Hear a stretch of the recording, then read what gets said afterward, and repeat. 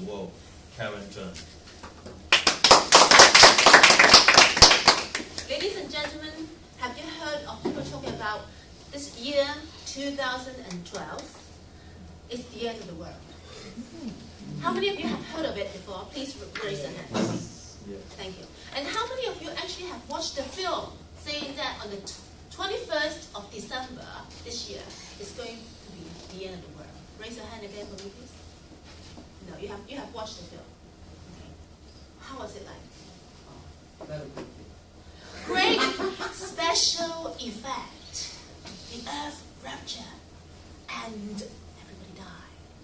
Wonderful, wonderful, sensational film. It helped the producer raise $800 million worldwide. And continuous discussion about the end of the world that we're going to face. I actually didn't know about it until one day I walked into a classroom as a teacher and I asked the students, how's your assignment? Hand it in now. And then one student said, Miss Karen, this is the end of the world. Why do we still need to work hard? Why do we still have to do all this homework? Why don't we just go on holiday, watch a nice movie, have a good time? And that's it. Then I heard about this. Oh, really? So I started researching online. So many people were talking about it. You don't understand why people are so obsessed with this idea of we are going to die together.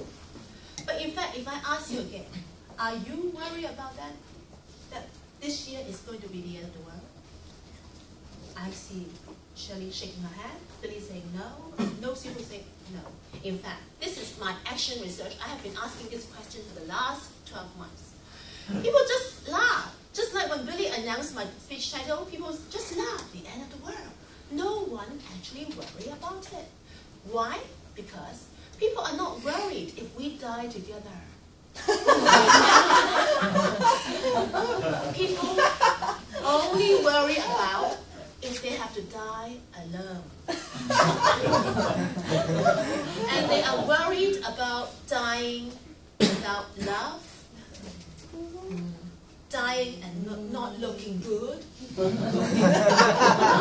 maybe in an accident, something like that, or they are worried of dying cold. That's me.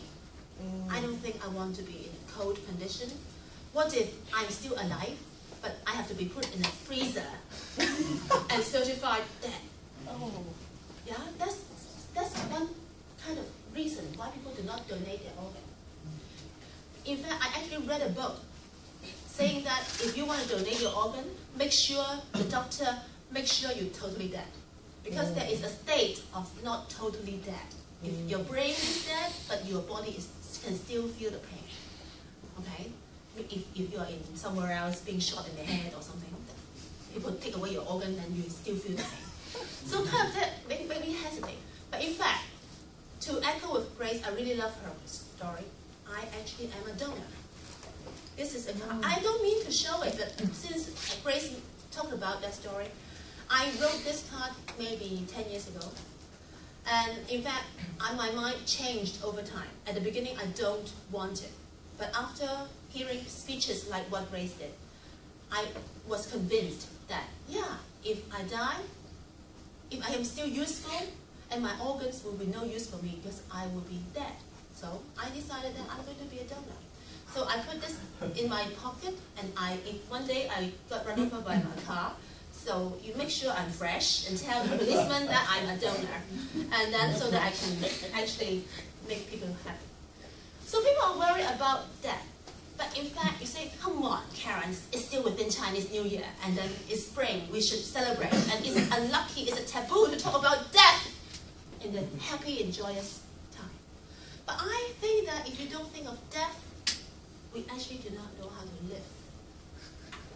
Because if we don't know that, don't realize that one day we'll die, we are mortals. Either you live until 100 years old, lucky wife, or next moment we'll die.